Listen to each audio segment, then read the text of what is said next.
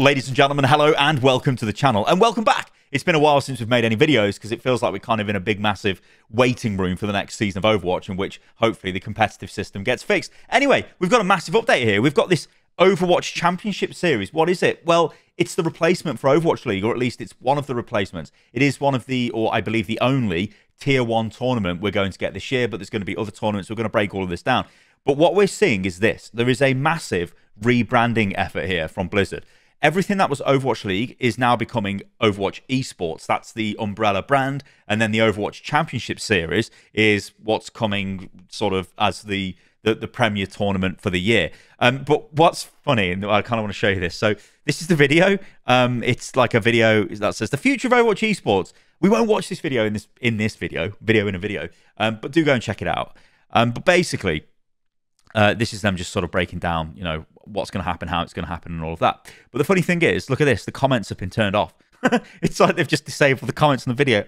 I wonder why. Maybe it's just a mistake. I don't know. Anyway, yeah, that's the new branding, right? So everything is now Overwatch Esports. So if you were following the Overwatch League on Twitter, it's now Overwatch Esports. Okay, so the first place we're going to start is here. This is a thank you message from Blizzard. Well, it's by the actual commissioner of the Overwatch League, Sean Miller. And this is the statement that Overwatch League is gone, because this hasn't really been officially confirmed until today, but Overwatch League is gone. There is no more Overwatch League. The branding and everything is gone. What that means for things like the Overwatch League store, who knows? We'll have to wait and see what that's all about and how that gets worked out. But yeah, anyway, Overwatch League is dead, and this is the sort of brief statement. We will go through this, what the commissioners say. So after 6 unforgettable seasons, the Overwatch League and OWL team ownership groups have made the decision to officially end the league. We know this has been an emotional journey for many. That was clear at the 2023 Overwatch League Grand Finals. Whether you were live in person at finals or watching from home, you all showed the world that this community is something truly special. We would like to extend our heartfelt gratitude to everyone past and present who made the Overwatch League a spectacular experience. From packing our arenas, tuning in to watch the matches, or being part of one of the many teams, your passion for the Overwatch League was the driving force between everything we achieved together. Good Lord. With today's announcement, the Overwatch League Championship Series, the OWCS, will also be sunsetting the Overwatch Contenders and Open Division brands. The Path to Pro system has been an initiative that has welcomed so many of our players and fans into Overwatch Esports and developed so much of the talent that made Overwatch League. With OWCS, we will now have a more open ecosystem where any player can fight their way into the OWCS champion. Fight their way to the champion, whatever. Well, we are thankful for everyone who participated, supported, or engaged with Path to Pro throughout the years, and welcome you to take this next step of competitive Overwatch with us. As with these exciting years, as all these exciting years have shown us, our community is at the heart of Overwatch, and yada, yada, yada, we don't care. Right then, so what's the FAQ on all of this? So they say, what will happen to the Overwatch League teams? Oh, well, Overwatch League teams will no longer be participating in a franchise league under Overwatch Esports. The teams may choose to remain in future Overwatch Esports programming, including OWCS, at their discretion. Okay. What will happen to the Overwatch League team brands? It is up to the organisations.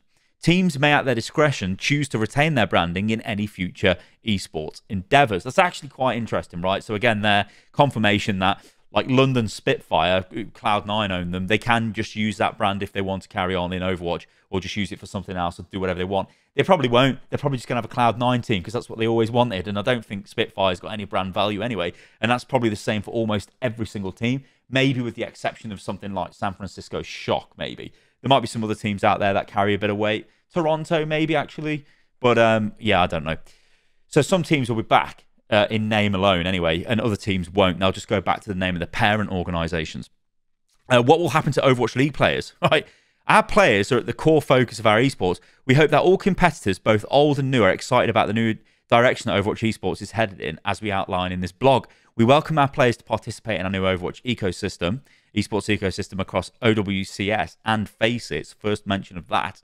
We will hope that each player has a place that serves their competitive needs best. So basically, there's no contracts anymore for pro players. It's just an open circuit, right? It'll just be anyone can participate. Anyone can put a team together. If a professional esports team wants to get some good players together and pay them, they can. but they can just pay them whatever they like. There's no minimum guarantees or anything like that. Obviously, there's no things like they need housing or anything like that. All that is just gone.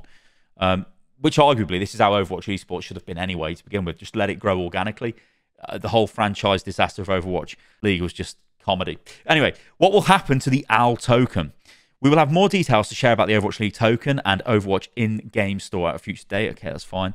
What will happen to the Overwatch League website and the mobile app? We don't care, but it's all going to be changed to Overwatch Esports, I'd imagine. What happens to contenders and open division? Yeah. What does this mean for collegiate? Well, I'm going to go over this, guys, because we've got quite a bit to go over in this video, but basically, it's just... Well, actually, we probably should, because it says, look, in our new ecosystem through OWCS and Faceit programming, any player can organically compete their way. So Faceit, I mean, I've never personally used Faceit, but I know what it is in regards to Counter-Strike. It's where you sort of go for the proper competitive experience, right? You're not playing the game like ladder, competitive, whatever, you don't care. You're not playing ranked in CSGO or CS2, I should say now. It's like you are playing Faceit tournaments to get your, to win those tournaments. That's what and anyone can set up a Faceit tournament. So maybe that's what's going to happen with this. Anyway, we've got a load to cover, so we've got to move on. Ladies and gentlemen, what's it mean for collegiate? Well, Overwatch Collegiate's wrapped up in 2023. Record-breaking participation numbers. We're happy. We love it. The scene continues to find its stride. At this time, we've got no updates, okay? What's it mean for Calling All Heroes? Participants and fans of Calling All Heroes program should not expect any changes to their experience. That's good. Calling All Heroes will remain on start.gg for this year, okay? What happens to the Path to Pro in-game rewards? We will no longer be offering Overwatch 2 contenders home and away skins as viewership incentives. Okay, and we're retiring the branding, yeah. Will this impact my prizing for tournaments played in 2023? Prizing and rewards earned by participating in Path to Pro are unaffected, and any of our esports programs, okay. Does this change the community tournament license process? Blizzard will continue to support third-party submissions for community tournament licenses. Any update to this process will communicate at a later date, okay. So maybe we're not going to be seeing like... Well, I don't know. Maybe they'll just open... And they need to open that. They need to just let anyone run a tournament, basically. And if they've got Faceit integration, they should be able to do that quite easily. But anyway, where do we play tournaments now? Okay? All NA and EMEA and OWCS and Faceit competition will take place on Faceit. Follow us at Overwatch Esports to stay up to date on all Overwatch Esports events in North America and EMEA. Okay, let's move on to this. This is the future of Overwatch Esports, and this breaks it down in a lot of detail so we can actually see what this system is. So they say the new Overwatch Esports ecosystem. Overwatch is a competitive game at its core. It's fast, dynamic, and at its best when two closely matched teams are battling it out for victory. Our goal as a development team is to ensure that all of our players have the opportunity to experience the thrill of competition, from the highs and lows of organised group play to the excitement of watching the world's best players competing at live events. Esports competitions are vital to any thriving competitive game, and Overwatch 2 is no different. Today we're excited to talk about what is next for Overwatch Esports. Our philosophy is moving into the next chapter of Overwatch Esports. It's simple. Offer and cultivate an esports ecosystem that is more open, with anyone able to participate, always on, regionally focused, providing experience for participants and fans alike. Overwatch 2 is a game for everyone, and we want to ensure that anyone has the skills who has the skills is able to showcase them. So that, I mean, that's good, right? That's music to probably most people's ears. They do want to see like a more open, organic, like let's grow the scene again type of attitude, which I think is fine. So introducing the Overwatch Champions Series. So the Overwatch Champions Series, our esports efforts in 2024 will be multifaceted, and the first program that we're excited to introduce to you all is the Overwatch Champions Series, the OWCS. The OWCS is our new premier international competitive circuit open to players across North America, Europe, Middle East, North Africa, and Asia. There's a lot of regions missed out of that. What about Australia? What about South America? Just off the top of my head. The 2024 season will feature multiple competitive stages where each region will have its own set of open qualifiers, giving players the ability to form their own teams and battle it out for their place in the main event. The stages will culminate in 2 live in-person international events, bringing the regions together for the pinnacle of Overwatch play on the largest stage ever for Overwatch Esports. Okay, the largest stage ever. You're going to have to go quite large, ladies and gentlemen, if you intend to beat the inaugural season finals of Overwatch League for size, but whatever. Let's dive into how each region will function. Okay, so maybe there's more information here on like who can actually play. So regional tournaments, week 1. So you've got like yeah, okay, a bunch of rounds. Week 2 goes into, okay, and then main event, and then you can see under me there's a double elim bracket there. Okay, this actually doesn't seem too bad, but that's the NA EMEA format, so they both share the same format, but obviously they're 2 different regions. Okay, you know what the cool thing about this actually is? Hopefully we're going to start seeing regions grow again, where it's like the EU region, maybe they become the best, or the NA region, they won't be, but they could be. You know, it's probably just going to be Korea dominates anyone. It always is in esports. Anyway, let's move on. In NA and EMEA, teams will participate in 4 competitive stages throughout the year, alongside our 2 international OWCS events. Each stage will feature an online open qualifier and main event, where players can earn circuit points, which are then used to determine international event qualification. Okay, players can earn circuit points through top finishes in each of these stages. The more points a team earns, the higher their standing in the leaderboards and seeds going into each event. So this is what Faceit is facilitating then. So OWCS stages in NA and EMEA will feature 3 unique tournament phases: Swiss, groups, and the main event. The open qualifier will contain the Swiss phase alongside groups, which qualifies teams to the main event. The Swiss phase will host a maximum of 512 teams. To qualify 16 teams into groups, these 16 teams will then compete in groups of 4, with the top 2 teams from each group advancing to the main event at our 8-team double elimination regional tournament, all run through our new partners at Faceit. Okay. Stay tuned for further details on NA and EMEA region schedules at a later date. Okay, so Faceit. Now they're going to explain Faceit. So you've got to remember with Faceit, Faceit is essentially owned by Saudi Arabia. So, yeah. Yeah, let's move on.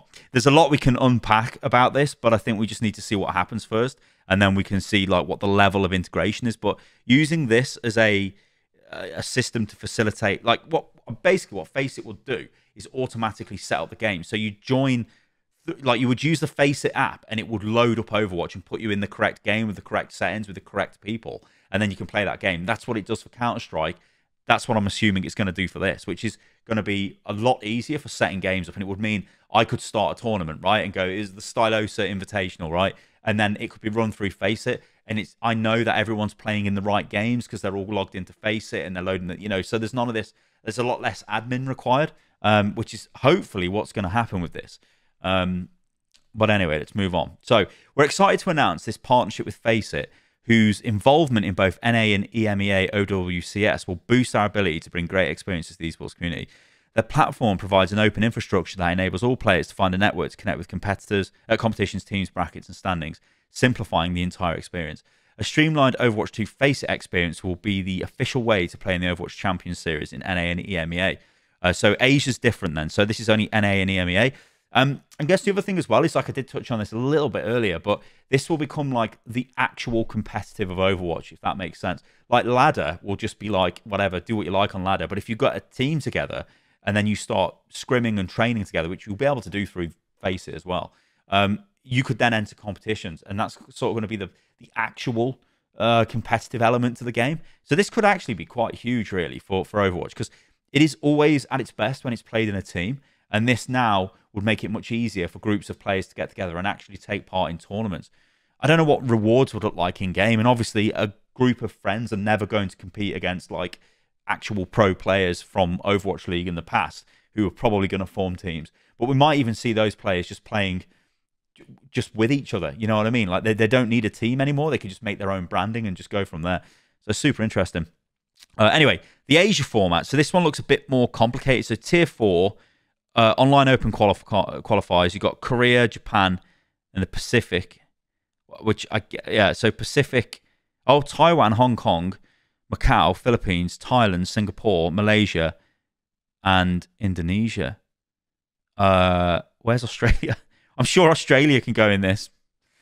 Anyway, tier 3 regional champions. Okay, so Korea LAN at the WDG Esports Studio. Japan is online, Pacific's online, Wildcard's online. And then Tier 2 Asian Championship Premier LAN event to determine the champion of Asia. Tier 1 Tentpole live activations with Premier International Play. And OWCS International DreamHack. Okay, so DreamHack is what?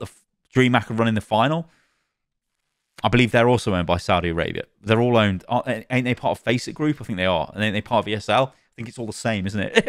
Anyway, a key benefit of having new international program with distinct regions is the ability to better provide players with experiences that best serve their unique regional needs. As such, the Asia... There's a gap here, lads. Like, who's formatted this? Surely they've been working on this for weeks, but whatever. As such, the Asia region will look a little different than NA and EMEA. Asia will host 3 regional subdivisions, right? Korea, Japan, and Pacific. Well, we've just seen that. Each subdivision will host multiple tournaments with formats tailored to each local audience, all with the direct purpose of qualifying teams up to the OWCS. In Asia, teams will participate in 2 competitive stages throughout the year, each stage culminating a respective international OWCS event. Each competitive stage will be operated by WDG, with each subdivision featuring their own respective open qualifiers leading into regional tournaments. These regional tournaments will then determine the best teams from each of our subdivisions to advance to the OWCS Asia Championship tournaments throughout the year. At each OWCS Asia Championship event, fans can watch their favourite teams from across all of Asia in person as they compete at the WDG Esports Studio in South Korea for a spot at global events. So, you know what, this is going to kind of feel like a little bit of Apex. If any of you guys ever watched Apex back in the day, the old Korean esports competition, like, I get it. Do you get it? I get it. Was amazing. This kind of feels like a little bit of that. Like, so we're going to get Korean lands more often than like other regions are not going to have that. They're just going to have these sort of finals events. It sounds like 2 finals events or so. But to be honest, all of this sounds pretty decent. This sounds like this is a lot better than Overwatch League. And it means that anyone can take part as well. It's not some like horrible closed system where unless you've paid 40 million, you know, you don't get access to it. Okay, so Wara.gg will serve as the exclusive registration platform for each sub-region's open qualifiers, primary source for all match-related information, offering match updates, schedules, and other information. So this must be their version of Faceit in Asia. That's fine. Okay, so let's move on. International live events at DreamHack. So you can see how this like partnership, like I said, it's literally Faceit Group are running this. It looks like. So let's move down. We are thrilled to be partnering with DreamHack, with their festivals having served as epicenters for competitive gaming for many years. We are incredibly excited to bring some of our biggest Overwatch Esports moments to their stage, as OWCS will host 2 live international tournaments at DreamHack in the 2024 season. One in the summer during the middle of our season, and another in the fall as our season finals. The first international event, the OWCS Major, will be at DreamHack Dallas on May the 31st to June the 2nd. Our season finals this year will also do something that the community has long waited to see: bring Premier Live Overwatch Esports events to Europe. The top teams from each of our major regions will descend on DreamHack Stockholm late this year as we look to crown the first ever OWCS champion. So I guess that's pretty cool, right? I'm European. You know, it's closer to me, right? So I guess I could get there easier than with the other ones. But yeah, it just looks like DreamHack. When there's a DreamHack, so you've got the DreamHack in the summer, and then you've got the DreamHack, or rather DreamHack Dallas, and then you've got the DreamHack in Stockholm, which I guess is the main one. That's where the events are going to be. So yeah, like again, this is just bringing bringing Overwatch Esports back to the way it was back before Overwatch League existed, where you had things like Apex over in Korea. You had things like the Atlantic Showdown, which was held at Gamescom. I was actually in the crowd for that. It's funny because if you ever Google that, you'll see like promo shots, and I'm sitting in the front of the crowd looking stupid, but whatever. Yeah, so it's cool. Like going back to the sort of roots of what esports should be about, I think is a big bonus for all of this. Anyway, other Overwatch esports programs. So in North America and EMEA, in addition to OWCS, players and fans can look forward to many other ways to engage in Overwatch esports with new initiatives through Faceit. So this must be where they're about to explain what I've been blabbing about throughout this video. If you use Faceit, you can make your own tournaments. We are excited to provide players a variety of fresh and exciting opportunities to compete starting this spring, and look forward to sharing details on more ways to play throughout the year. Stay tuned for future announcements with our full slate of program in North America and EMEA. In the Asia region, in addition to OWCS, there'll be further programming supported by WDG. Okay, so WDG Cup offers a unique knockout competition that is open to all teams in the Asia region. and will run during the Asia OWCS off-season. The open nature of the WDG Cup encourages every team to participate and achieve standout performances. WDG's Scholastic Tournament prevents a regular competitive opportunity for the collegiate, high school, and middle school students who wish to play Overwatch 2 representing their schools, okay, and enhance their skills. Right, so here's the calendar. Okay, let's take a look at this. So,